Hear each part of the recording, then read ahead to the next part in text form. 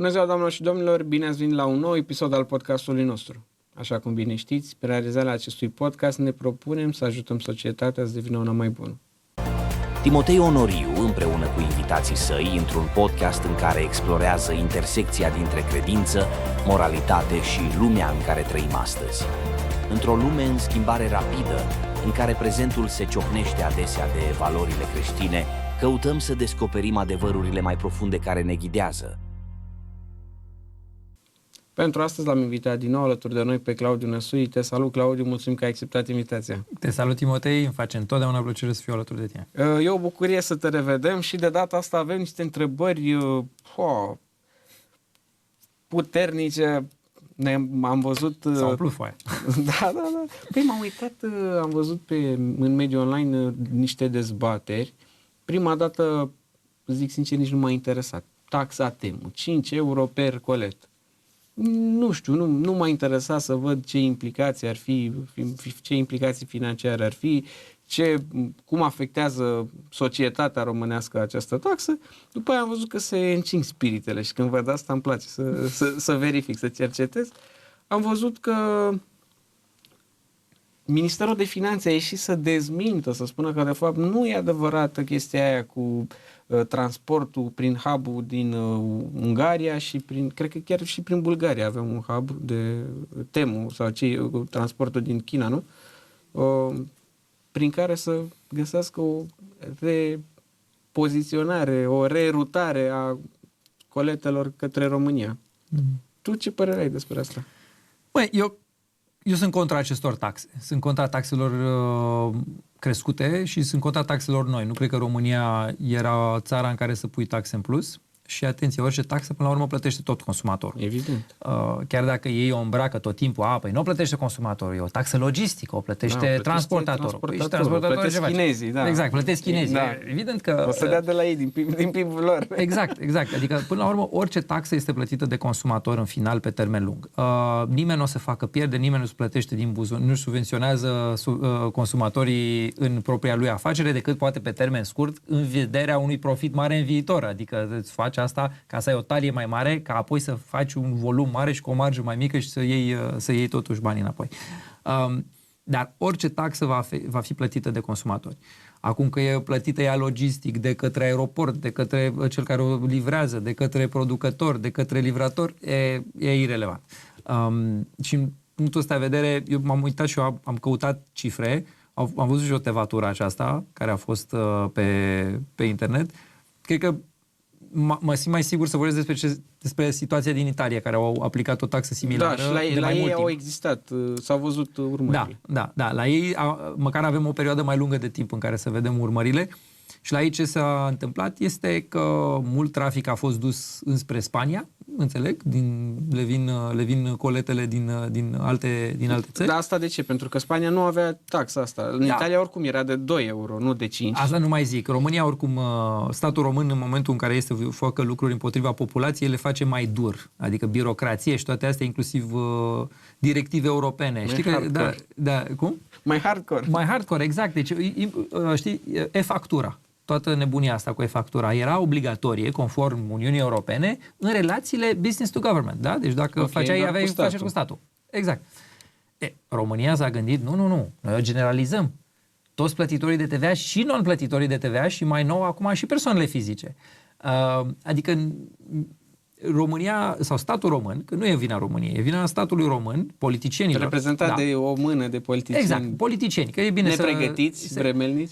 Și nepregătiți și ușor de îmbrobodit și care vin asupra unor sisteme în care au impresia că dacă sunt câțiva directori generali prin Ministerul Finanțelor, ANAF și așa mai departe, care le zic că da, trebuie să fim draconici, trebuie să-i lovim tare, să stârpim evaziunea și așa mai departe, ei au impresia că stârpesc evaziunea. De fapt, ei lovesc tot în antreprenorul onest. Pentru că dacă te uiți de fiecare dată când s-au aplicat lucrurile acestea, că nu e prima oară când se aplică, evaziunea n-a scăzut semnificativ, a scăzut puțin, așa, adică noi nu suntem într-o gap-ul de TVA în continuare cel mai mare. Na. În fine, dar revenind la taxa aceasta, efectul asupra inelii. L-au găsit. Da, exact. Deci revenind în Italia, unde taxa e de 2 euro, la noi e de 5, că da, românii își permit taxe mai mari decât italienii, efectele nu au fost cele scontate. Acum eu aș mai aștepta puțin să vedem ce se întâmplă în România, dar n-are cum să fie bine Și inclusiv, dacă te uiți, m-am uitat la declarația Ministrului Finanțelor de azi, că el protejează firmele. De cine protejează firmele? Și ce înseamnă să protejeze? Oamenii răi, nu știu. De oameni răi? Pe ce le dădea cineva în cap? Știi cine le protejează? De concurență. Știi pe cine ajuta concurența? Pe cine? Pe tine. Pe cine se uită la noi acum. Pe toți consumatorii români. Adică interesul consumatorului e să aibă o paletă cât mai largă de unde să aleagă. Corect. Da? În momentul Dacă în care tu restrângi. el a restrâns-o și zice, vă apărăm. Vă apărăm de cine? Adică și ne livrează consumatorii captivi. Atenție, nu vreau să zic că susțin să cumpere lumea lucruri din China. Le cumpără din China dacă își dorește, dacă li se pare bun produsul, prețul adecvat, fiecare să facă cum dorește. Dar nu face bine economiei. Și nu face bine nici măcar firmelor românești pe termen lung. Adică atunci când aperi o industrie de la concurență, naști indolență. Concurența te disciplinează. Piața are un mod de a te face să fii mai bun, mai dinamic și dacă nu, să-i permiți altuia să fie mai dinamic și tot așa. Și asta este motivul pentru care piața liberă este cea care a dus la prosperitate și în România, în măsura în care a fost aplicată, nu foarte mult, dar peste tot în lume. Da? De-aia am avut Germania de Est, care era un dezastru, și Germania de Vest, care a fost un motor economic al Europei. De-aia avem Coreea de Nord, Coreea de Sud, se vede atât de clar diferența. De-aia am avut toate momentele în istorie când am avut, inclusiv în Anglia, când a venit Thatcher la putere. Anglia era o țară extrem de socialistă, cu foarte multe companii de stat, că vorbim de companii de stat. Thatcher a privatizat, a închis minele care nu erau pe profit, adică a făcut niște reforme foarte liberale, foarte de piață liberă, da? Și a funcționat. A transformat Anglia într-o foarte puternică țară economică. Și peste tot unde au fost aplicate au funcționat. Acum, România, în secunda aceasta, statul român pare că merge în direcția opusă.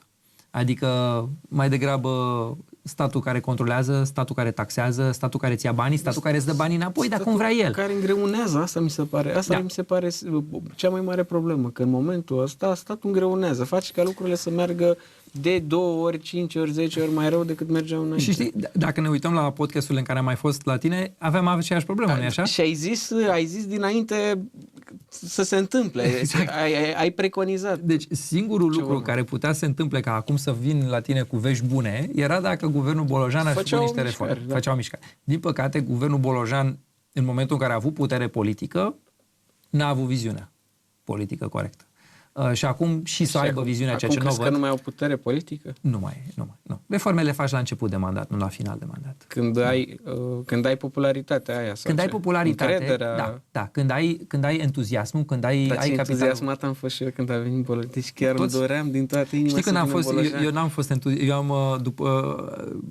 În cele din urmă m-am dus la negocierile pentru programul de guvernare.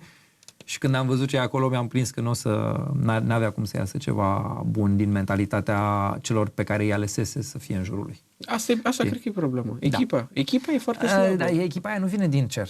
Și-a ales-o. Dar nu înțeleg care au fost criteriile, că performanța... L-au convins, probabil.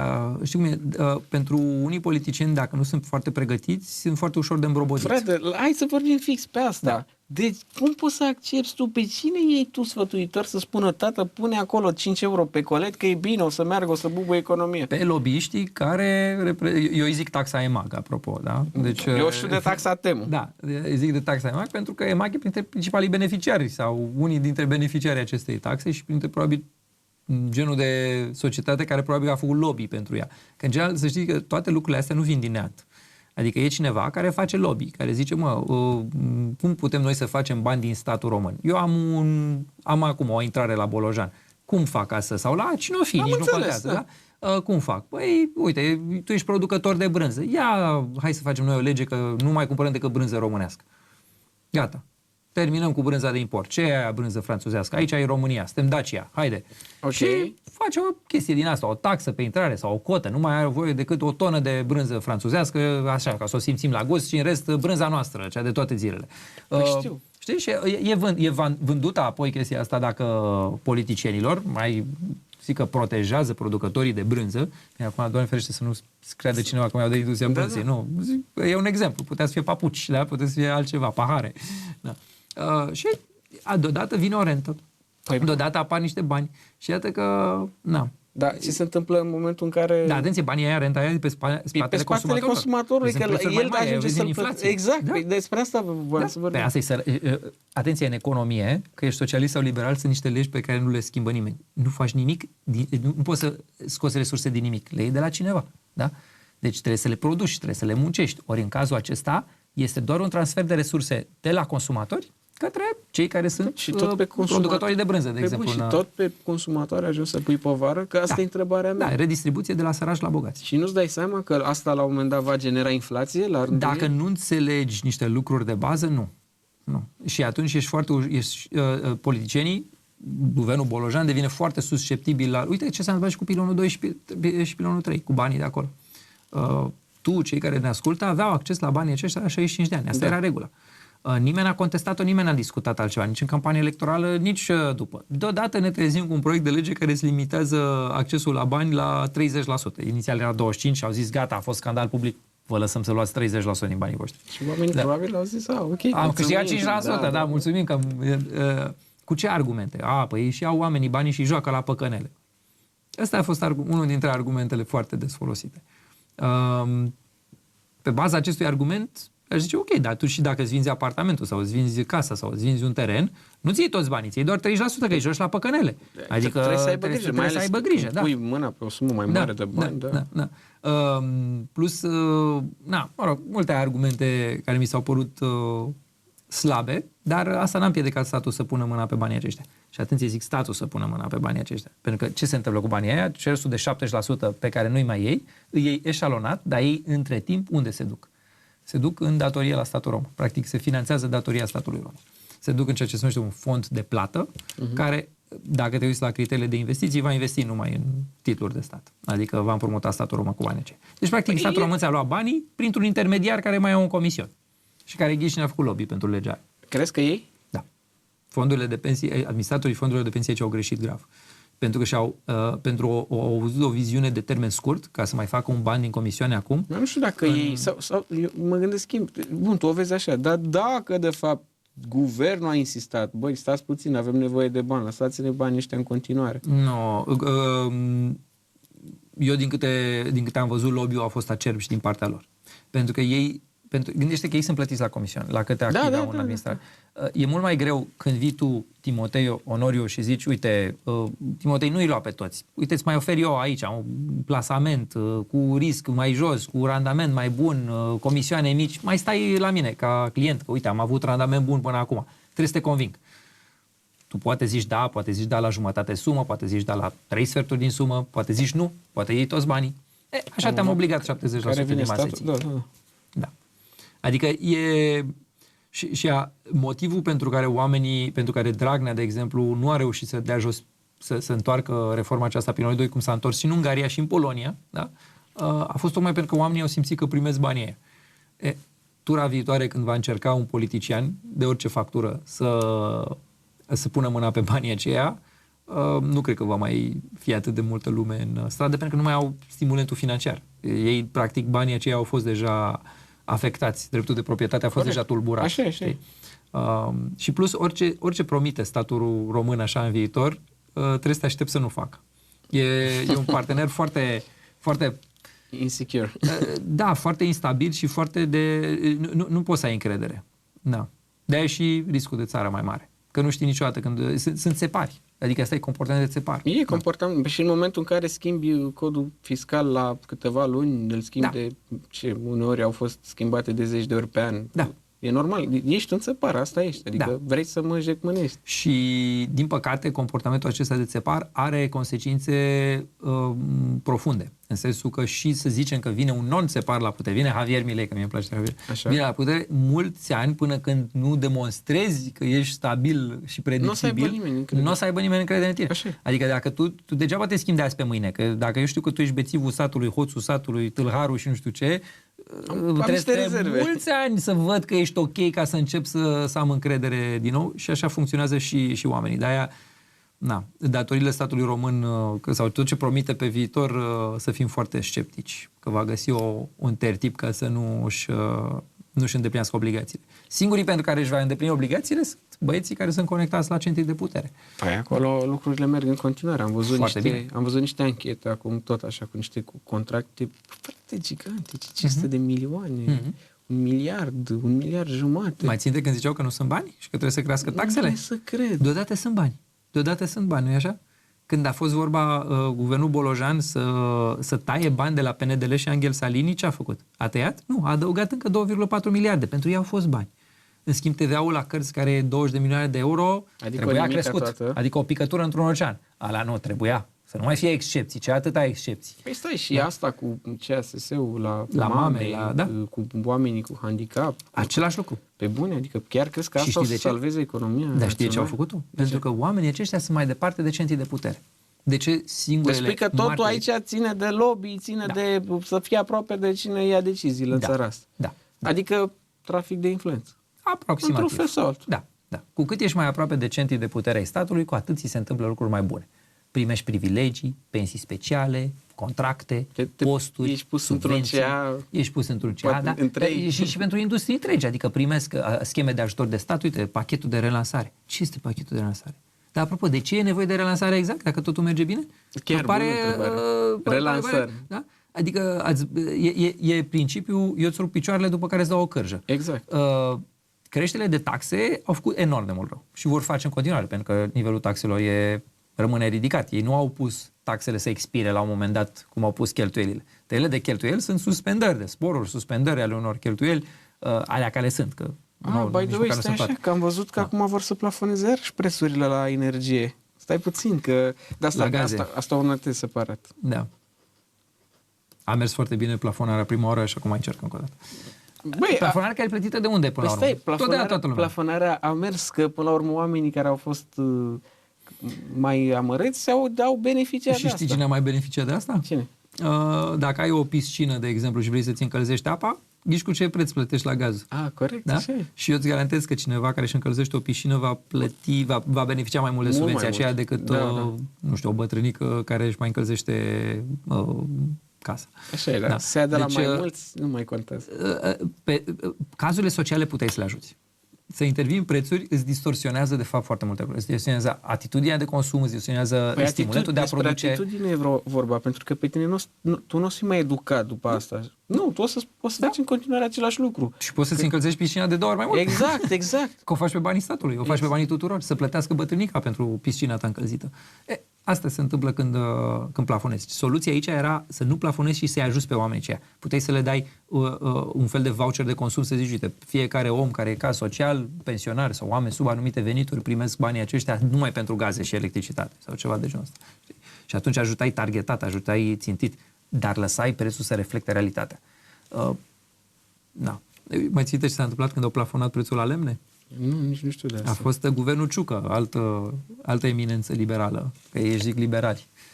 Asta e de fapt cel mai mare rău pe care îl fac cu oamenii aceștia. Ei și domnul Ciucă și domnul Bolojan. Faptul că ei își zic liberali și atunci ai toți socialiștii care zic, uitați, asta e liberalism, eșuează liberalismul. Vedeți, v-am zis, haideți să încercăm și socialism. 100%. Păi au dreptate, doar că nu e liberalism. Adică, dacă tu crești taxele, pui plafonări, intervii în economie, ții 1400 de companii de stat, liberalismul are un mare defect și eu ți-o zic ca liberal. Știi care e? Care? Că trebuie să-l aplici ca să funcționeze. Dacă doar îl vorbești despre el, nu-l aplici, nu o să l-au aplicat socialiștii, stai puțin, l-a aplicat Ponta, l-a aplicat Teodorovici și Dăncilă. Culmea e că da. Adică, și atenție, în măsura în care l-au aplicat a funcționat. Deci liberalismul nu contează, l-a aplicat Partidul Comunist Chinez. Da, corect, așa e. Liberalismul nu-i pasă dacă tu zici comunist sau marțian sau neandertalian. Nu contează de stânga, ce de zici dreapta. Nu-i pasă de etichete. E un sistem funcțional. Vrei un sistem funcțional sau nu? Sistemul funcțional te va duce la rezultate mai bune, sistemul disfuncțional te va duce la ce vedem în România. E foarte simplu. Dar de și asta pentru tine, și tragedia pentru România. România. Pentru tine e simplu? De ce pentru mulți antreprenori e simplu și pentru cei de la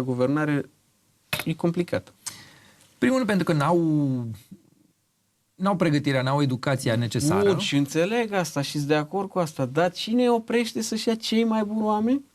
Oamenii care se perindă în jurul centrilor de putere sunt cei care sunt interesați mai degrabă de interesul personal decât de interesul general. Păi bun, da? Și omul ăla care are decizia în mână, în cazul de față Bolojan, nu știe treaba asta? Că tu o știi. Eu o știu. Ascultătorii noștri o știu. Să știi că sunt, și aici sunt curente de idei. Și dacă într-un curent de idei îți zice trebuie să lași oamenilor mai multă libertate, altul îți va veni să zic, păi ce? Să-i joacă la păcănele. Oamenii sunt proști. Câți n-ai auzit că zic, românii sunt proști? Stai puțin. Dar Hai tu chiar să crezi că luăm noi ei puterea. cred asta? Sau au folosit eu cred ca că un light motiv? Nu, eu cred că la un moment dat puterea îți ia ochii, te intoxică și chiar ai impresia că poți să planifici viața altora. Și poate la un moment dat, uite, de exemplu, doamna Gheorghiu, cred că la un moment dat vor realiza că sistemul e putre și că trebuia să facă privatizări, de exemplu. Dar va fi prea târziu. Adică va realiza când nu va mai avea nicio putere. Știi? Exact ca domnul Bolojan acum. Eu sunt convins că el realizează, poate acum, ex post, după ce a trecut momentul, poate, nu știu.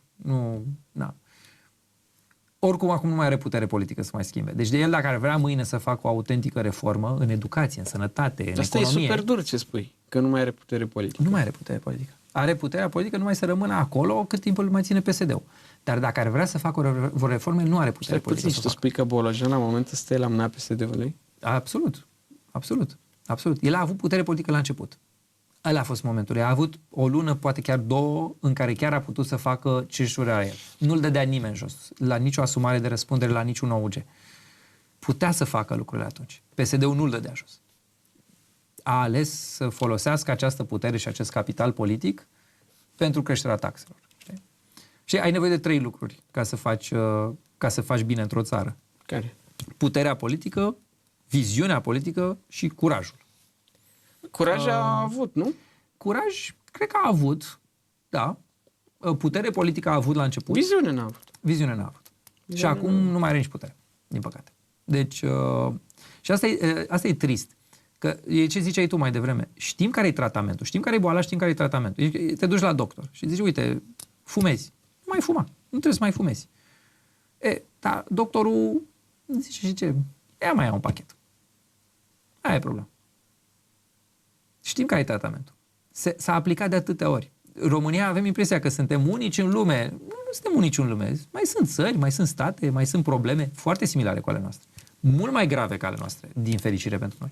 Fără plasă de siguranță, Uniunea Europeană, cum avem noi și așa mai departe. Fără plan B.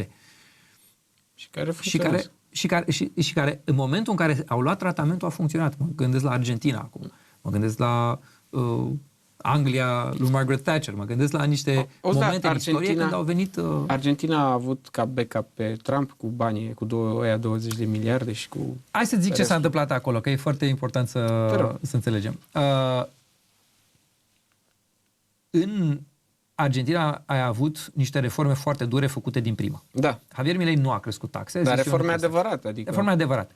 E când să ne dăm seama, deci toată tevatura asta pe care a făcut-o guvernul Bolojan cu cicătăieri de cheltuieli care de fapt erau la educație și creștere de taxe ca să reducă deficitul, a redus deficitul cam cu 1%. Da. În Argentina au scăzut deficitul într-un an cu 6% din PIB.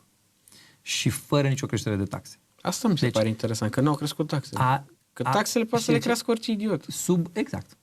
E soluția de tipul n-avem bani, îi luăm de la populație. Exact. Problema populației, că sărăcesc, că ai crime, că duci la niște dezastre inclusiv sociale, nu mai zic. Ce a făcut Javier Milei? A zis, mergem pe principiu, dacă n-ai un ban, nu-l cheltui. Și a ajuns pe prima oară în 123 de ani ai Argentinei de excedent. Prima oară când au avut excedent. Evident, lumea supărată. Dar cine erau supărați? Cei care luau banii aia până atunci. El a tăiat echivalentul PNDL-ului, că și ei au. Stai puțin, deci tu spui că în Argentina bani existau, doar că... Atenție, ei tipăreau. Ei făceau inflație. Deci și ei aveau deficit mare. Ei au zis, nu mai facem deficit, avem 0. Avem chiar excedent. Și au ajuns pe excedent. Ok, bun. Așa. Doar din tăieri de cheltuieli. Doar din tăieri. Da. Și atunci, în momentul în care banii n-au mai ajuns la unii, că practic... Exact. La cine n-au mai ajuns? La cine apropiații, cum ai zis tu mai devreme, nu? La șmecheri. La apropiații centrilor de putere. La presă. Că de-aia a nebunit și presa din Argentina. Că și ei erau finanțați pe scheme similare ca la noi. La cei care fac PNDL, Angel Salini și toate astea așa, el a tăiat programele alea cu 99%, ca să înțelegi. Deci, practic, 1% le-a lăsat doar cât să mai țină niște șantiere, să nu se degradeze prea tare, să pună un gard în jur. A tăiat în carne vie. Și a zis, dacă nu avem un ban, nu-l cheltuim. Și ce s-a întâmplat? În primele 6 luni a fost oribil de greu. Proteste în stradă, guvernatorii a unor regiuni care aproape că au avut scene din astea de tipul cum a fost la noi când era să bată poliția sector 4 cu poliția de la București, Nicușor, cu băluță. Știi Da. Na, și cu negoiță. Era și negoița acolo. Da. Se băga și poliția sector 3 la întărire. Era acolo, la alta. De mijlocul... Da, deci au avut un moment foarte tensionat. Dar ce s-a întâmplat după aceea? Lucrurile s-au rearanjat. Sărăcia a început să scadă dramatic. Vorbim de milioane de oameni care au ieșit din sărăcie, milioane de copii care au ieșit din sărăcie, lucruri confirmate de UNICEF, inflația s-a prăbușit, creșterea a revenit, adică s-au însănătoșit. Ai luat pilula, te-ai oprit de fumat, îți e greu, intri puțin în mahmoreală, nu mai iei droguri, nu mai iei heroina, nu mai iei, îți e greu, dar apoi te faci bine. Ce s-a întâmplat la un moment dat? Că ăsta e momentul cu ajutorul lui Trump. Sunt alegeri în provincia Buenos Aires, care e una foarte mare, alegeri locale, și câștigă socialiștii. Moment în care toată lumea zice, înseamnă că revin socialiștii la putere. Experimentul Milei a eșuat.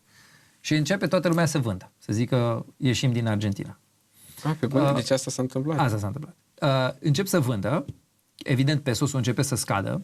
Ce a făcut Milei este că el a liberalizat pesos-ul în niște benzi de variații. Înainte pesos-ul nu mai erau cursurile alea, nu... Era pesos, deci n-aveai voie practic să schimbi valută decât într-o cantitate foarte limitată pe zi. Cursul de pe piața neagră, evident că era ăla real, da, era mult mai mare.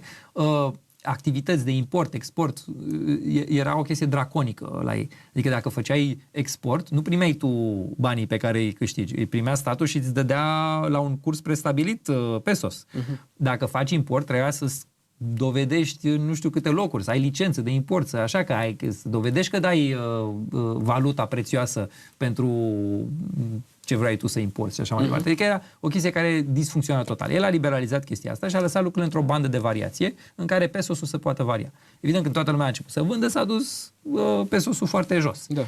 Și în momentul acela, prin faptul că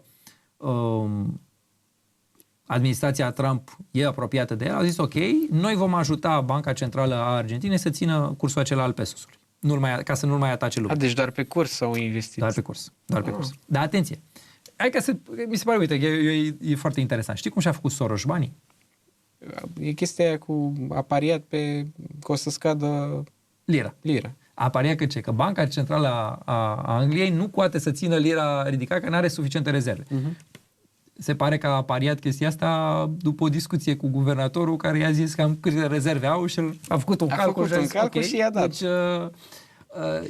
ce făcea? Era un director de fond de investiții în care cu banii împrumutați, cu banii clienților și așa, el a pariat că scade lira.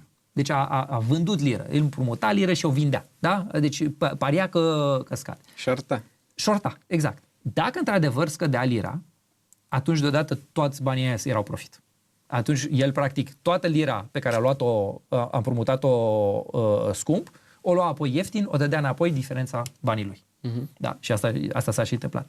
Dar cine încerca să țină lira sus? Banca Angliei.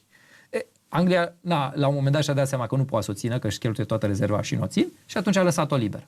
El a câștigat, a devenit ce a devenit. Lira a devenit, a avut curs flexibil, a avut curs liber. Un lucru similar se întâmpla și cu pesosul acum. Multe fonduri de pe Wall Street pariau că pică pesosul, că n-au ăștia bani. Dar de ce pariau asta? Pentru că Banca Centrală a Argentinei, când a venit Milei la putere, știi ce rezerve avea? Ce? Negativ. Deci doar că n-avea... Banca Centrală a României are 60 de miliarde. Sau 80, nu știu, oricum, 10 de miliarde. Da? E bine. Ei erau pe negativ. Adică ei chiar datorau. Ei și să iau un bani, trebuie să-l dea mai departe. Da? Și a făcut un împrumut cu FMI-ul tocmai ca să mai recapitalizeze puțin din Banca Centrală. Dar și cu banii aceia nu era suficient la toate fondurile de investiții americane care sunt foarte mari și pot leverage-ui, adică pot să-și împrumute cu bani ca să parieze, de exemplu, pe ceva. Și atunci când vine trezoria statului american care zice, știți, noi nu pariați doar pe Banca Centrală a Argentinei că ține cursul. Ținem și noi cursul. Prin ce? Printr-un agreement swap. Swap ce înseamnă?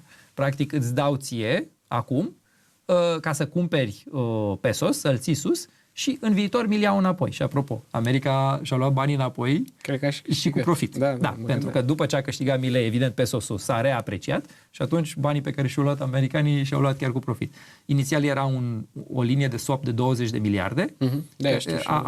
E fake news aia cu 40 de miliarde. Erau în discuții pentru încă 20. Nu au fost. Deci aia 20 au tras 1 miliard. Adică practic e un singur miliard. Și apropo de discursul socialist, că l-a ajutat Trump, deci l-a ajutat cu 1 miliard pe care l-a luat înapoi și cu profit, dar România, de exemplu, a luat cu 10 de miliarde de fonduri europene plus un deficit enorm în datorie și nu s-a înjumătățit sărăcia la noi. Exact. Adică, cumva, dacă cu 1 miliard reușești să faci toate lucrurile alea, tot ești foarte, foarte tare. Ca să nu zic de, mă rog, el și a cu fost 10, și cu 20, dacă noi avem deficit 30, 40. Nu, pentru că la noi nu se întâmplă reforme, acolo chiar s-au întâmplat reforme. Cu greu, că e greu să faci reforme, nu e ușor. Da, e ce trebuie să faci dacă vrei să sănătoșești o țară.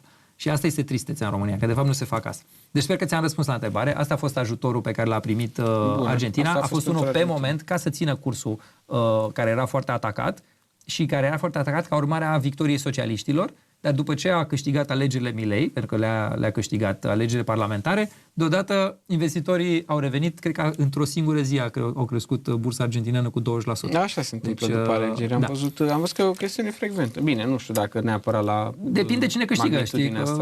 Dacă câștigau socialiștii, scădea mai Păi se întâmplă, asta zic, se întâmplă. Și dacă te uitai pe Polymarket și pe site-urile astea care au fost ilegalizate în România, că statul știe mai bine ce e bine pentru noi, dar pot fi accesate prin VPN, șansa să câștige atunci Milei era pe la 2-3%, adică apropo și de bursele de pariuri, toată lumea a anticipat foarte greșit, toată lumea credea că o să piardă. Pentru că există ideea asta greșită cumva, care e și la noi, și am pariat cu cineva din USR mai proeminent pe chestia asta, că de fapt dacă aplici liberalismul nu te mai votează lumea. Și Bolojan o zice, e guvern de sacrificiu. Care e sacrificiu exact dacă dai tratamentul? E sacrificiu pe termen scurt, e sacrificiu doctorului care îți spune nu mai fuma și te superi pe doctor că îți zice să nu mai fumezi. Dar e bine pentru tine. Pe termen lung ai să-i mulțumești că n-ai murit de cancer. Bolojan n-a făcut un sacrificiu. Care a făcut niciun sacrificiu. Adică sacrificiul lui era să ia de la el, de la ei lui, nu? Ei când zic sacrificiu se gândesc sacrificiu electoral. Vezi, doamne, dacă a crescut taxele, e sacrificiu electoral. O să supere lumea. Păi și e normal. Sacrificiul era dacă te iei de la tine, dacă te iei de la stat, nu dacă te iei de la restul. Acum și au ieșit datele pe consum și vezi prăbușirea consumului. Asta ce înseamnă? Că oamenii nu mai au bani. Înseamnă că li s-au tăiat bani. Înseamnă că cineva a strâns cureaua, dar nu statul. Nu cei care au promis în campanie electorală că vor strânge cureaua, ci oameni, consumatori. Știi ce am văzut? Am văzut asta. E o chestiune... Pe mine mă șochează asta. Ei spun tot timpul, gata, ne-am înțeles lecția. Gata, am înțeles ce vor românii. Nu, asta spun, da. Deci asta spun de la alegerile cu Călin Georgescu. Am înțeles mesajul românilor. Nu am înțeles nimic, nu s-a zis nimic. Evident că nu am înțeles. Evident că nu am înțeles nimic. Subvenția la partid a rămas aceeași, 300 de parlamentari pe care, apropo, domnul Bolojan promitea că dacă nu se face își dă demisia și nu știu ce, nu mai vorbește nimeni despre asta decât Cristina Prun și cu mine. Toate promisiunile au fost încălcate și mai grav. Același ciclu destructiv în care a fost România, în care cresc cheltuielile, se vaită politicienii de deficit ca să crească taxele, cresc taxele, scade puțin sau începe să scadă deficitul și cresc din nou cheltuielile, e exact ce se întâmplă acum. Când auzi plan de relansare, sunt de fapt noi scheme de ajutor de stat. Sunt noi scheme. Adică pentru diversi. Pentru cine? Păi, nu o să fie la tine, zic. Mi-aș dori să vină guvernul să zică, uite, studiouri de televiziune subvenționăm și așa, poate, pentru tine. Și dacă vine, ia banii, atenție, eu te sfătuiesc să iei banii. Dar nu așa ajuți economia. Mai bine ajuți economia dacă zici, uite, câte zeci de miliarde vrei să dai în scheme? 10. Bun, cu 10 miliarde tăiem taxe. Cât putem? Cât putem să tăiem de 10 miliarde, tăiem taxe. Lași bani în economie. Atunci s-ar aplica tuturor, adică ar fi un beneficiu pentru toată lumea. Exact. Dar atunci mai e o chestie care se schimbă. Nu mai e puternic pixul politicianului, nu te mai duci la domnul ministru, dați-mi și mie, nu mai ești puternic ca lobbyist, că banii sunt la ei tuturor. Vrei să faci bani? Fă profit, fă activitate economică. Nu te duci să te guduri pe lângă politicieni. Dar că, și atunci scade puterea politicianului. Puterea politicianului e mai mare când îți ia banii și ți-i dă înapoi. Pentru că, de fapt, schemele astea de ajutoare de stat și de subvenții, din ce bani se dau? Că nu vine domnul Bolojan sau guvernul Bolojan cu ei de acasă. Da? Sunt banii pe care i-au luat din taxe și impozite. L-auzeam pe domnul Nazare. Zice, acum este spațiu fiscal. Ce vocabular e ăsta? Adică, acum avem spațiu fiscal să facem scheme de relansare. Spațiu fiscal. Spațiu fiscal. Ce înseamnă spațiu fiscal? Are loc. Nu știu, e un spațiu virtual. Că au bani. Ok, au bani. Acum avem bani. V-am crescut taxele. V-am zis că nu avem bani. Acum am crescut taxele deodată. Ghiciți ce? Avem bani. Și ce să facem? Scădem taxele? Nu. Îi dăm la câțiva care s-au perindat pe lângă noi, din care avem și noi beneficii, pentru că adevărul e că mulți politicieni au legături cu economia, cu corporații, cu diverse, vezi, Grindeanu, Nordis, vezi o groază de cazuri de genul acesta, lobbyiști care se... Păi, dar uite-te la apropiațiilor cum l-au bubuit conturile și... Uite-te la afacerile pe care le au parlamentarii. Majoritatea au în agricultură și construcții. PNDL, subvenții pe agricultură. Adică, na. Și atunci, evident că pentru ei miza e foarte directă. Banul tău e o chestie care intră quasi direct în contul lor. Și când vine cineva să zică, păi hai să oprim din schemele astea, hai să tăiem taxele pentru toată lumea, tăiem taxele, ei sunt ok. Problema e că nu sunt ok cu tăierea de cheltuieli. Și n-ai cum. Cele două sunt legate. Adică dacă tai una, trebuie să o tai și pe cealaltă. Nu, dar oare când o să... Că eu chiar mă gândeam la asta. Statul, nu știu, organele competente, DNA, habar n-am. Ce nu e ilegal. Păi nu. Dar ei nu văd că apropiații politicienilor se îmbogățesc odată ce politicienii ăștia devin mai importanți? Da, e ilegal? Ca să zicem, noi nu putem... Laura Codruța Kövesi a zis o chestie foarte bună la un moment dat. Ce? Că DNA-ul nu poate combate cauzele corupției, nu poate combate decât consecințele corupției. Că ea din 100 de corupți prinde o parte. Așa. Și din o parte condamnă o parte mai mică. Și tu nu dai seama în momentul în care sunt atribuite contracte direct, în momentul în care bani de la partidele politice... Dar când se face o schemă, de exemplu. Păi și nu e greu să găsești o schemă, eu te întreb pe tine. E foarte ușor chiar. Păi tocmai, că tu ești CFA, tu știi foarte bine cum funcționează. Nu trebuie să fii, n-ai nevoie de doctorat în economie ca să iei bani de la unii să-i dai la alții, adică e... Dacă verifici un pic, nu trebuie să faci mare lucru. Îți dai seama imediat. Dar nu e infracțiune. Nu e infracțiune. Păi, în momentul în care sunt atribuite direct... Păi, ei fac, uite, de exemplu, la scheme, ei fac punctaje. Și zic, păi, am făcut pe punctaj. Faceți business planuri și cine se reușește pe punctaj, dacă știți că punctajul ăla e făcut special ca să iasă cine trebuie. Adică, dacă eu vreau banii aia să ajungă la tine, te întreb, da, Timotei, ia ce afacere ai tu acolo? E în zona Giurgiu. Trebuie să fie în zona Giurgiu. E, nu știu, pe... măcelărie. Trebuie să aibă treabă cu măcelăriile. Avem punctaj. Okay. Și apoi îi fac o schemă și zic, am îndeplinit punctajul. E obiectiv. Da, am înțeles ce zici, dar mai sunt și... Adică nu e o problemă de legalitate. E o problemă de legitimitate, e o problemă de moralitate. Da. E o problemă economică, că de fapt nu așa ajută economia, luând bani de la unii și subvenționându-i pe alții, dar DNA-ul nu are ce să le facă. Și nu e vina DNA-ului. Păi și contractele alea mari, văzusem la Mercori. La Mercori vezi pe alea care sunt artesele DNA-ul pe alea. Da. Sunt prea evidente. Alea sunt, și sume... E foarte tare Vlad Mercori pe chestiile astea. Sunt sume foarte mari. Mie nu vine, eu mă gândesc, dacă băiatul ăsta, mă gândesc, poate minte că dacă spune adevărul și nimeni nu ia nicio măsură, să știi că e foarte posibil să nu ia nimeni nicio măsură și pentru că oamenii aia sunt puternici.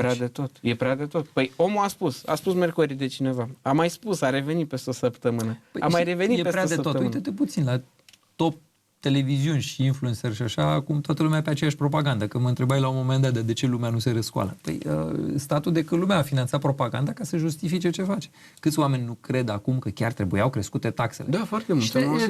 Dacă trebuiau crescute taxele, că nu erau bani, de ce sunt bani acum de relansare? Nu te-ai certat tu cu Fota? Cu domnul Fota? Certat bine. Da, mie drag de am o opinie diferită. A fost de multe ori la mine și care am un plan să-l mai invit, dar pe economie... Eu cred că și el ia de bun ce se spune în propagandă și o repetă. Păi da, asta zic. Da, dar știi cum e, până la urmă și economia este... asta poate pentru că tu n-ai făcut suficient. Trebuia să vorbești mai mult despre asta. Trebuia să fii mai vocal, mai mult decât să încerc să trăiesc în adevăr, nu am cum să fac. Dar nu văd pe nimeni care să facă ce... Tu vezi că e singur? Nu știu dacă îți dai seama. Câteodată da, dar să știi o chestie, că adevărul nu poate să nu fie nimeni care zice adevărul, el același rămâne. Au fost momente în istorie când toată lumea credea că Pământul e în centrul sistemului solar. Corect. Sau că Pământul asta e nu era sau că Pământul e plat sau și acum mai sunt care cred chestia asta. Deci sunt momente în care poate nimeni să nu știe adevărul și poate nici noi nu știm tot adevărul, să zic așa. Da. Asta e o certitudine că nu avem tot adevărul. Da, putem fi mai aproape sau mai departe, știi? În momentul în care faci campanie pe faptul că nu crești taxele, ai clar ce taxe cheltuieli poți tăia în statului român și tu de fapt alegi să crești taxele, mie aici mi se pare că trăiești în neadevăr, trăiești în minciună. Promiscuitate și faza e că nu mai ești credibil. Nu. Oricine ai fi. De ce crezi că e aurul la 40% acum? Eu cred că o să crească. Sunt oameni care... sincer, nu cred că e la 40. Dacă mă întreb pe mine... În sondaje, nu știu. Real cred că e undeva la 20-25, dar eu cred că o să crească. Chiar cred că o să ajungă la 40. E clar că există destul de multă dezamăgire și propaganda funcționează pe termen scurt. Adică... Bine, pe termen lung nu o să... Oamenii își dau seama. Dacă nu e realimentată, dacă e alimentată cu... Eu am rămas mască să văd că... Partidul Comunist tot alimenta propaganda. Și Partidul Comunist n-ar fi căzut. Bazat doar pe... Cred că totuși în decembrie 89 decalajul între realitate și minciună era atât de mare, între realitate și propagandă, că dacă te uitai pe propagandă eram o țară bogată. Perfect, dacă te uitai pozele astea din București cu Dua îngrămădită, stătea printre vagoanele de tramvaie, frigul din case. Dacă n-ar fi fost un ajutor extern, lumea nu s-ar fi răzvrătit. Știi cum e? Socialismul sau centralizarea puterii poate să dureze până când pilonii puterii sunt amenințați. Socialismul e un sistem care dacă îi aplici la unor oameni pe o insulă, mor de foame. La un moment dat și securiștii și cei care țin sistemul în picioare ajung să sufere. Și dacă ei ajung să sufere, nu mai țin sistemul în picioare. Motivul pentru care unele sisteme reușesc să o ducă mai mult timp este ajutorul din afară. Da. Fie Coreea de Nord, care au fost ajutați de chinezi și sunt ajutați de chinezi cu o groază de bunuri și îi țin acolo, fie, de exemplu, Irakul, Saddam Hussein, care avea petrol pe care îl vindea ca să susțină regimul, care până la urmă a fost un blestem pentru irakieni. Chiar. Le menținea teroarea deasupra capului. Deci regimurile astea, ele pică la un moment dat. URSS-ul a picat nu pentru că a făcut Reagan, nu știu ce, sau Bush sau cineva, ci pentru că economic nu se mai susține. În momentul în care Boris Yeltsin s-a dus e o vizită faimoasă pe care a făcut-o în Statele Unite și a zis la un moment dat, în coloana oficială în care mergeau, le-a cerut să schimbe ruta, să o ia pe altundeva, să vadă cum e și s-a oprit aleatoriu la un magazin și a intrat în el să vadă cum e. Și a văzut bogăția care era acolo mai mare decât era în magazinele de securiști din Moscova. Și aia era disponibilă pentru orice american, pentru toată lumea. Să ai pile, sau... Da, asta apropo de tinerii de azi care regretă comunismul. Habar n-au, pentru că magazinele alea ele nu apar de nicăieri, știi? Sau argumentul că înainte oamenii n-aveau ce cumpăra, dar aveau bani, dar acum au bani și nu pot să cumpere. Nu pot să cumpere. Magazinele nu pun bunuri pe raft ca să facă propagandă. Nu o să dau nume de magazine, dar niciun magazin X, Y, Z nu-și face...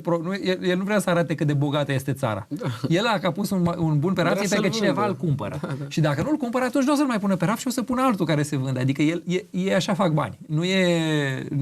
Bunurile alea se vor vinde.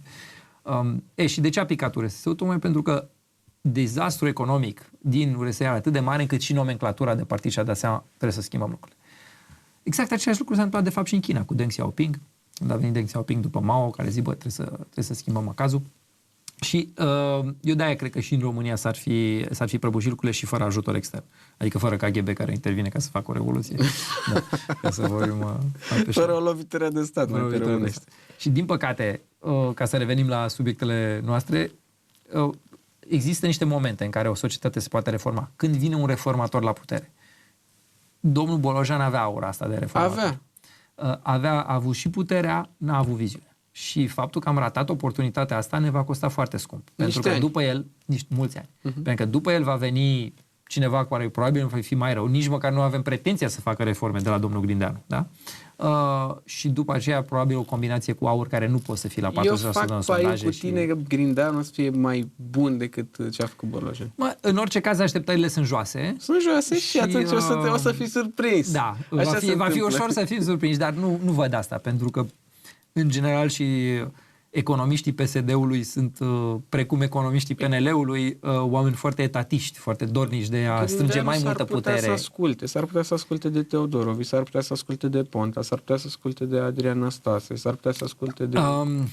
Da, nu mă aștept, nu aș paria pe asta, nu mi-aș pune banii pe asta, nu știu. să zicem, finanțe, da.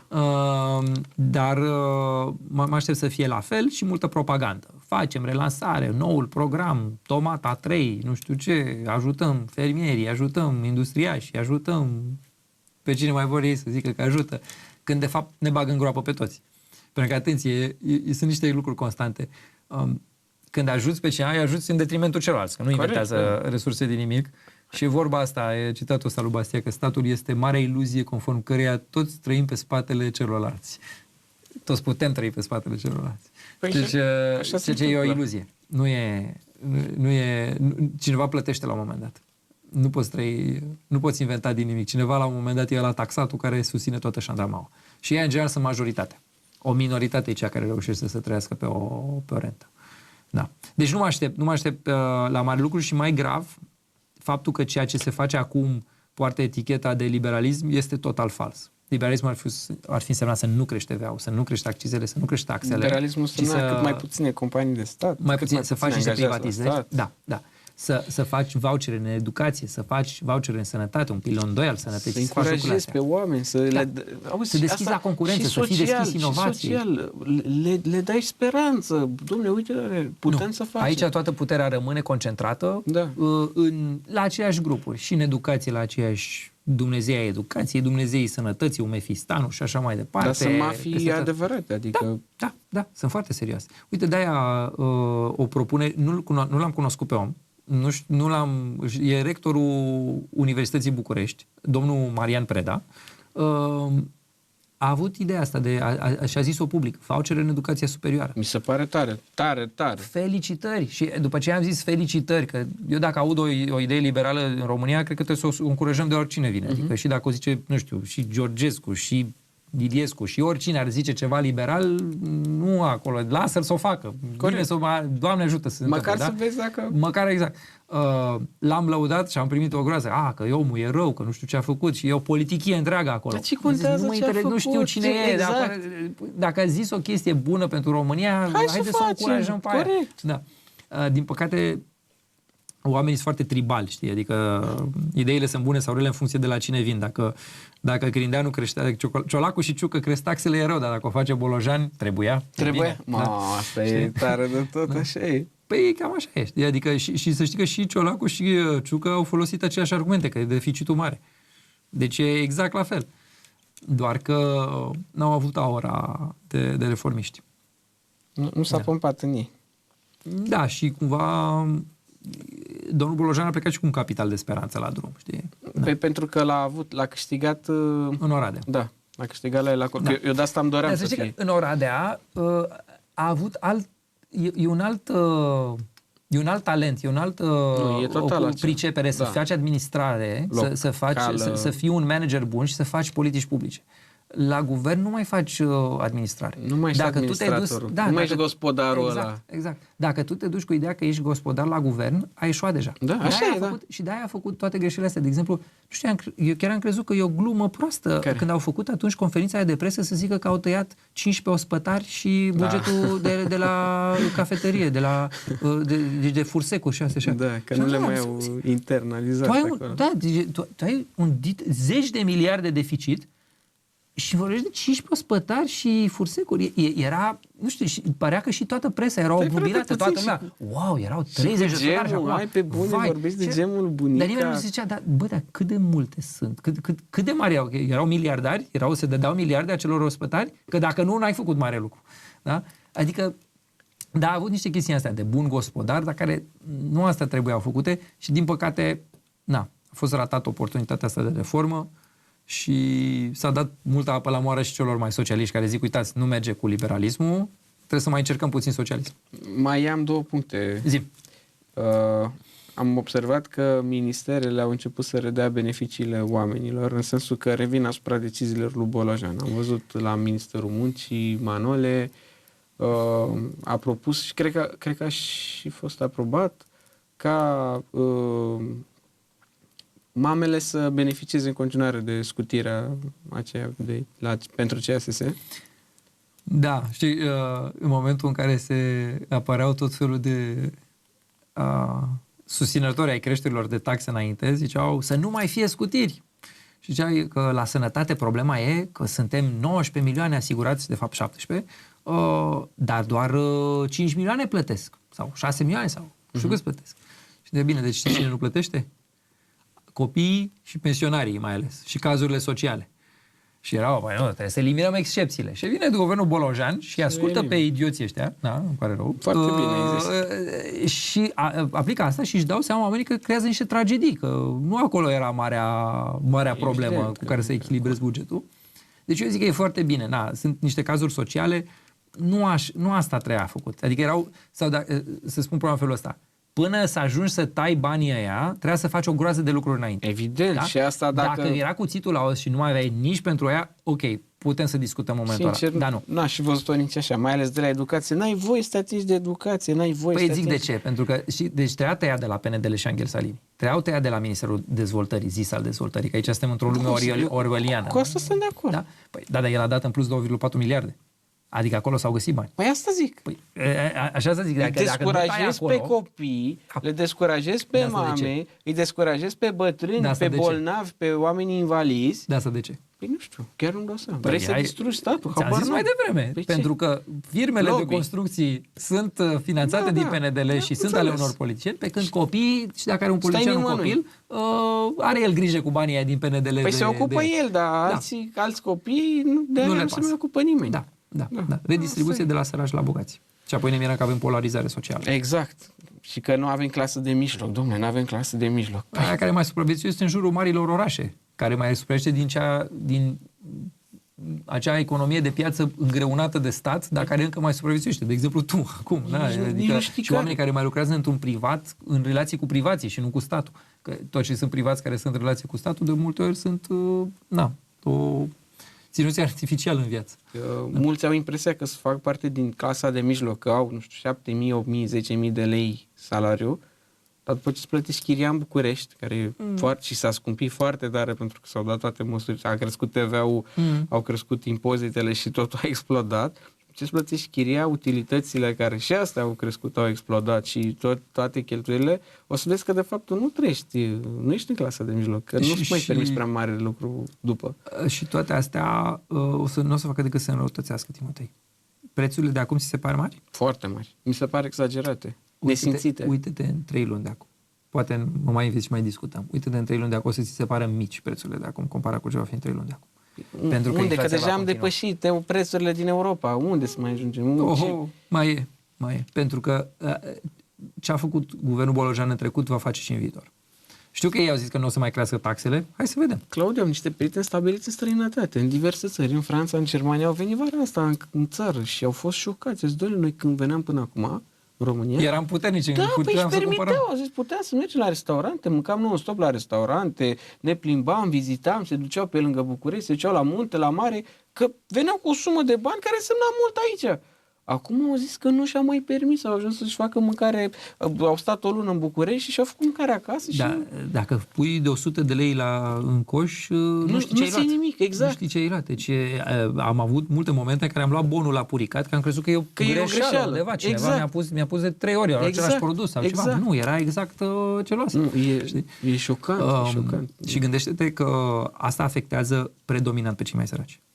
Cine are mulți bani poate să-și permită să plătească de 3 ori mai scump cumpărăturile, că îi rămân. Dar cineva care e la limită cu banii, o mamă care crește un copil, de exemplu, sau 2 copii, sau cazuri sociale, pe ei bagi direct în boală. N-au cum să se susțină. Imposibil. Și asta a fost o alegere politică. Nu este o fatalitate, nu este asteroidul care a picat sau cutremurul care a venit. Aici a fost o alegere politică a unui guvern care a ratat, nu doar că a ratat oportunitate de reformă, dar a acceptat aceste creșteri de taxe, această creștere a TVA-ului și a accizelor care, atenție, afectează predominant pe cei mai Și săraci. toate astea au fost previzibile, asta e. Și atenție, ca să nu dăm doar în guvernul Bolojan, totuși, că văd că PSD-ul zice că se dezic. Toate măsurile făcute au fost agreate de toți președinții de partid. Faptul că și în PSD e o și în coaliție, USR, nu? Și în USR, da. Și în USR sunt oameni care zic că nu e bine și care n-au susținut astea, nu înseamnă că acele partide de fapt n-au susținut. Și asta este trist. Și au pus România politic într-o situație în care singura alternativă la astea este AUR.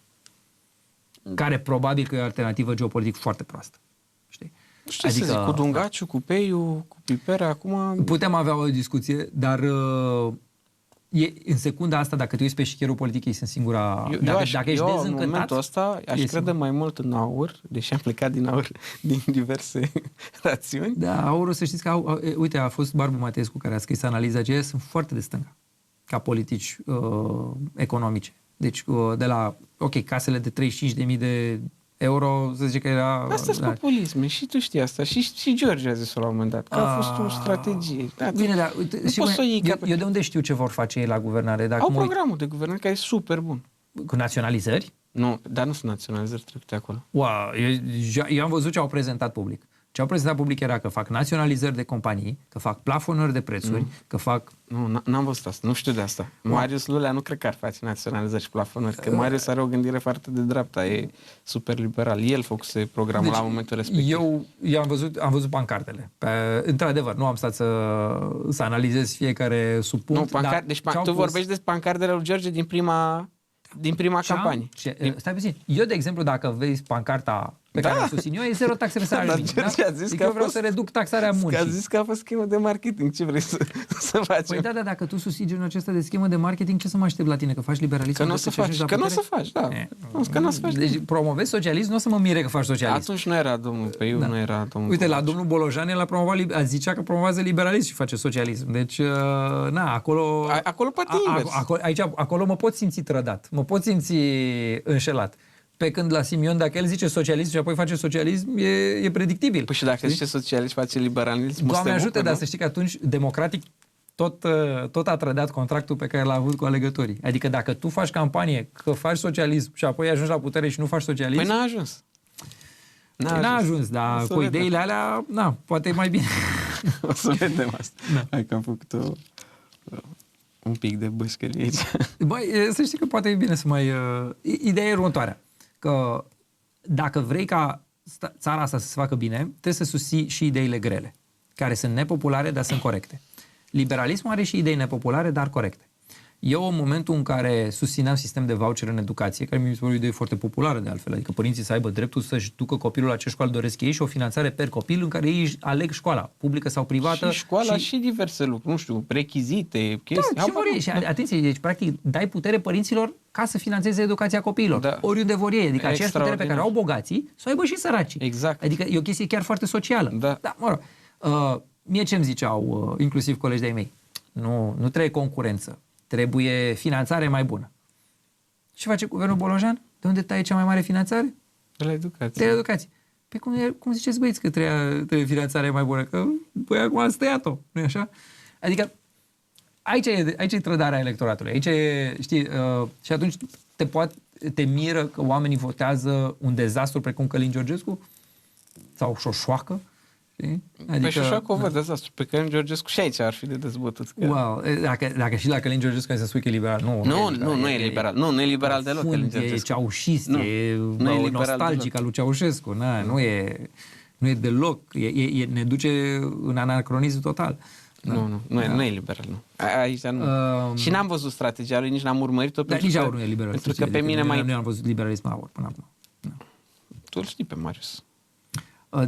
Eu zic instituțional, eu n-am văzut liberalism la AUR. Acum, faptul că unii membrii AUR au mai vorbit niște chestii din astea, doar partea populară a liberalismului. Știi ce? Eu mă bucur când zice cineva că reducem taxarea muncii, că au zis-o și AUR asta. Dacă intre bine și ce cheltuieli tăiem, liniște. Asta am avut. Problema asta eu fac un buget paralel la statului român în care arăt ce cheltuieli am tăiat. Pentru că, atenție, și guvernul Bolojan taie cheltuieli, doar că el taie unele cheltuieli și le crește pe altele. Crește pe altele, da. Pentru deci mine n-am rezolvat nimic. Asta da. Deci asta cred că ar trebui să spună cineva în momentul în care vine și spune, domnule, să tai cheltuielile astea, să spună și o să fac mai multe școli. Super frumos, să fac mai multe spitale. Bravo. Cu ce bani? Da. De unde iei? Da. Trebuie să iei de undeva, tai din altă parte. Arată de unde tai sau cum o să obții finanțările astea. Dacă zice tăiem corupția, știi că am mințit. Da. Dacă zice eficientizăm colectarea, știi că am mințit. Alea nu se fac așa. Alea se fac în timp, cu greu. Trebuie să te bucuri dacă se întâmplă. Te bucuri, exact. Dacă se întâmplă, ai niște bani în plus și exact. Dacă ai niște bani în plus, tai taxele mai mult. Cel mai bine. Și am vrut să vorbim și despre inflație. Inflația în România mult peste media europeană, dublu față de al doilea loc, Slovacia, dublu, frate. E pentru 4, că și în Austria, apropo de prietenii tăi, că ziceai că vin prietenii tăi și se miră de prețurile mari, în Austria au inflația la jumătate decât România și guvernul e în panică, sub jumătate chiar decât e în România și e în panică și atunci vrea să scadă TVA-ul la 5% la alimente. La noi TVA-ul a ajuns ca urmare a non-reformei guvernului Bolojan la 11%. Adică austriecii, care au PIB-ul pe locuitor de 3 ori mai mare decât România, vor plăti TVA la alimente sub jumătate decât plătesc românii mai săraci. Asta ca să ne dăm seama puțin și, ok, că mie mi se spune, nu înțelegi că trebuia, uite, mari economiști spun, nu știu cum se întâmplă că doar mari economiști din România, din că România, în alte țări, exact. ăia sunt mult mai normal la cap. Exact. Ok, mai și socialiști și liberali și discuții și așa, dar la noi pare că toți sunt pe... Deci Austria, unde salariul mediu depășește... Da, o să aibă TVA-ul la alimente sub jumătate decât îl are România. Da? Și apoi o să ne mirăm că sunt alimentele mai scumpe la noi sau mai proaste. Să știi că inflația nu e doar o cifră. Este și în cantitate, este și în calitate. Cum era asta? Adică shrinkflation. Da. Adică același produs, și puteți observați asta în supermarketuri, devine mai puțin. Înainte erau 300 de grame, sunt 250 de grame. Da, de la 300 de grame la 200 de grame. Exact. Sau, eu nu prea pot să dau un nume de... Da? Nu mănânc extrem de rar. Ultima oară când am la McDonald's a fost acum foarte mult timp. Și a trebuit la un moment dat, că eram după o întâlnire, era singurul loc în care puteam mânca rapid, am intrat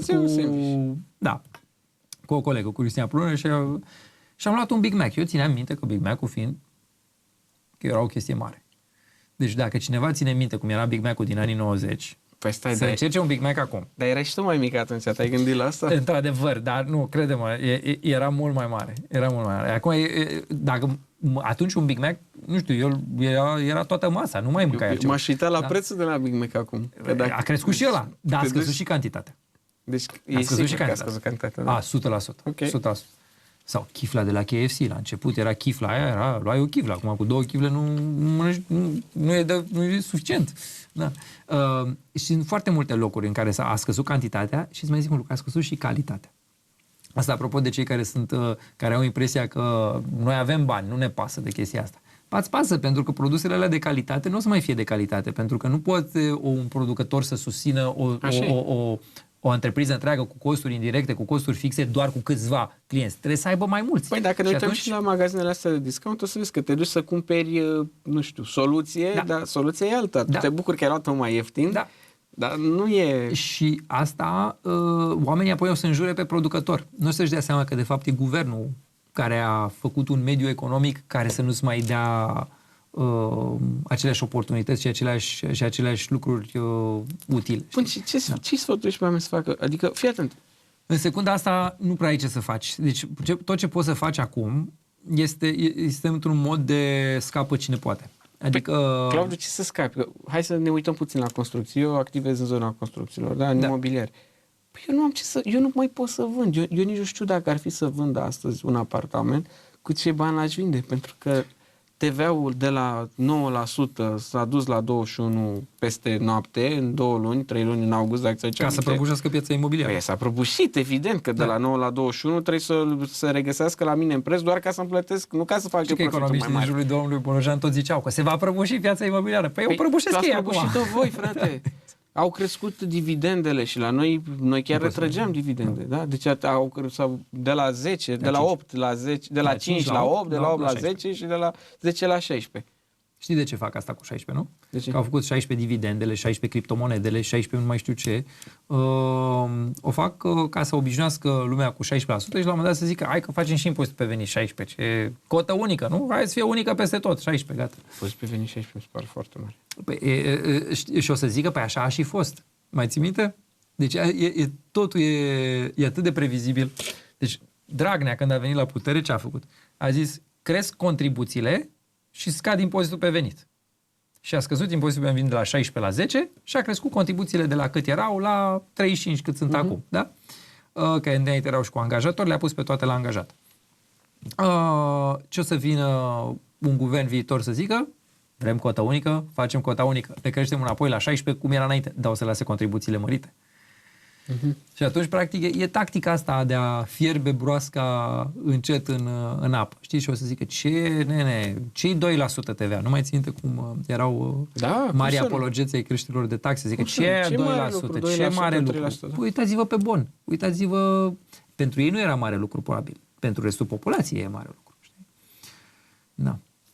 Păi, nu mai e nimic de făcut. Măi, până când sunt alegeri, nu ai ce să faci. Pentru că acest guvern și mâine să zică că domnului Bolojan ar veni o viziune liberală pentru economie, el nu ar mai putea să o implementeze. Pentru că orice reformă presupune să deranjezi pe cineva. Bun, și cum o să facă cine să vină după Bolojan? Cum o să mai redreseze economia? Eu am închis șantierul, că nu-mi permit. Mi-au crescut salariile. Singura sursă de redresare a economiei mai sunt fondurile europene, care o să ne vină niște fonduri europene și care sunt o soluție temporară. Mai țin aici fonduri, nu se ia toată lumea, dar ăia care iau, mai crește pe acolo, mai e o sursă de creștere. Am o prietenă care a luat fonduri europene și ca să se încadreze trebuia să aibă ceva verde, energie verde și acum a pus o mașină verde din asta electrică. Pe bune? Da. Păi cu ce o ajută pe ea la... Ce și-a făcut ea acolo, o mașină electrică? Avea patiserie, să înțelegi. Da. N-avea nevoie de mașină, nu era cu livrare.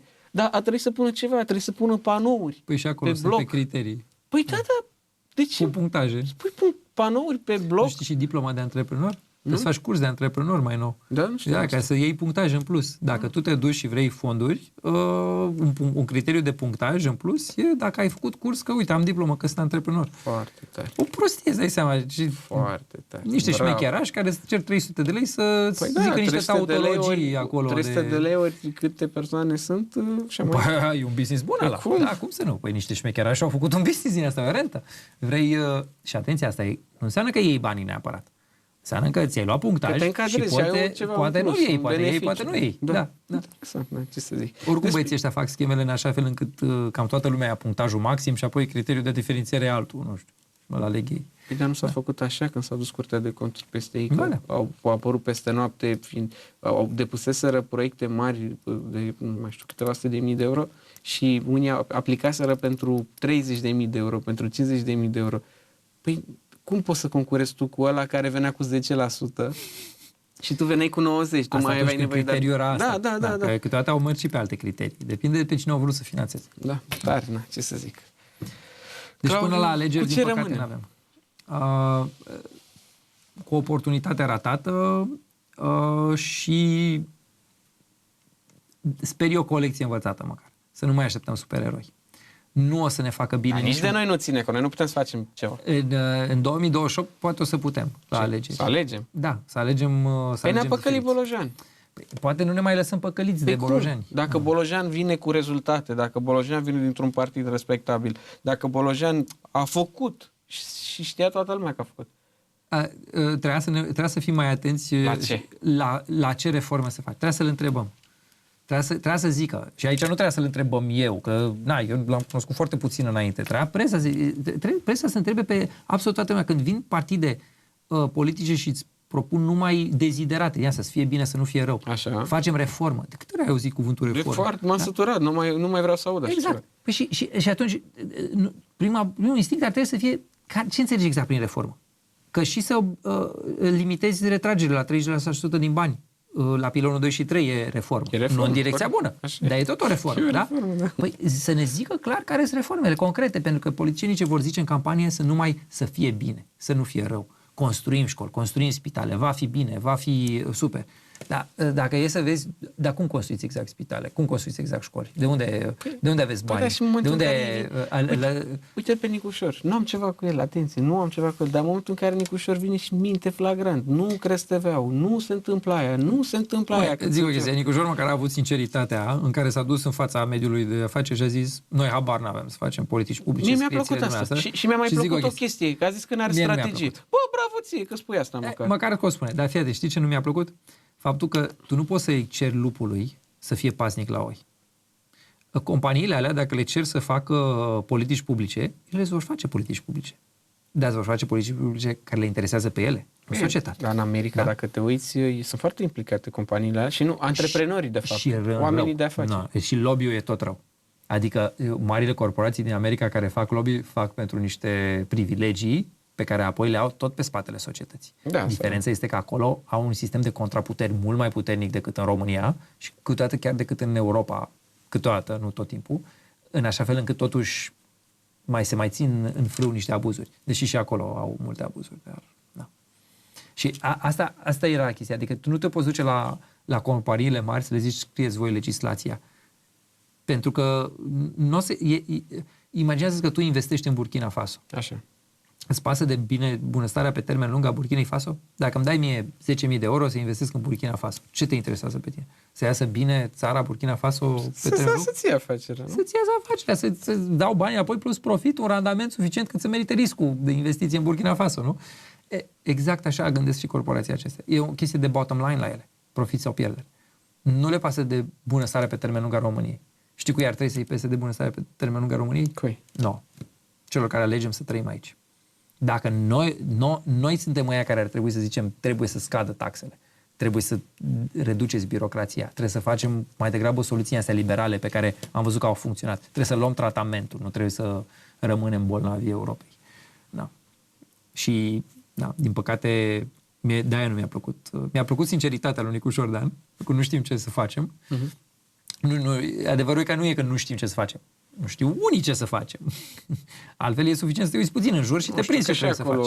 Nu prea îți dai seama, că și acolo tot e o problemă tot internă, că mi se pare că echipa nu e... Da, acum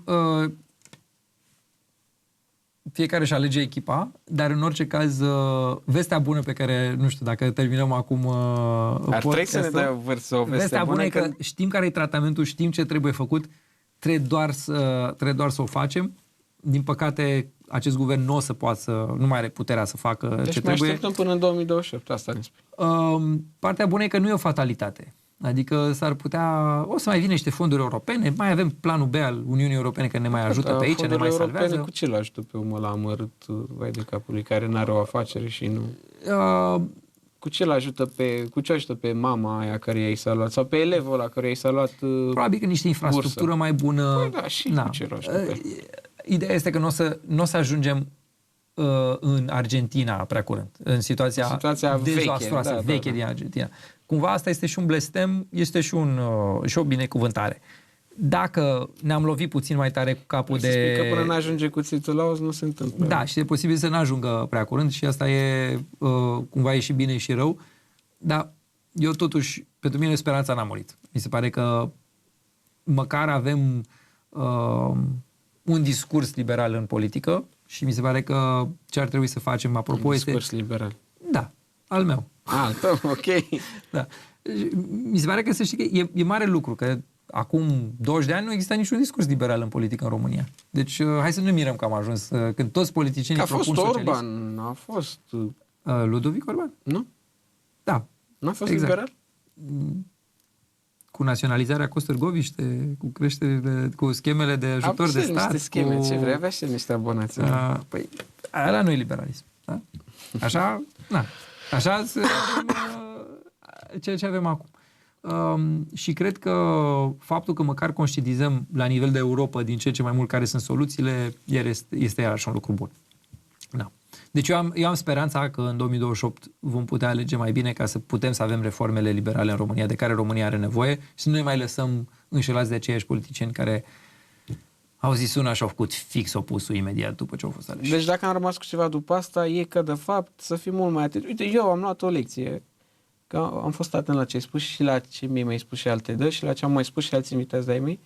De nu te mai uita la discursul politicianului, uite-te la planul politicianului. Și atunci, uite, este un lucru bun. Cu asta trebuie să rămânem cu toții.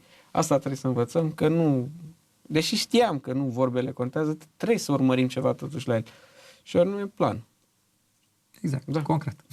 Mulțumim, Claudiu, te mai așteptăm pe la noi, cu mare drag, așteptăm noile date și te mai invităm. Mulțumesc, Timotei, întotdeauna o plăcere să fiu alături de tine. Mă bucur. Mulțumim și dumneavoastră că ați rămas alături de noi. Rămâneți în continuare pe canalul nostru. Doamne ajută!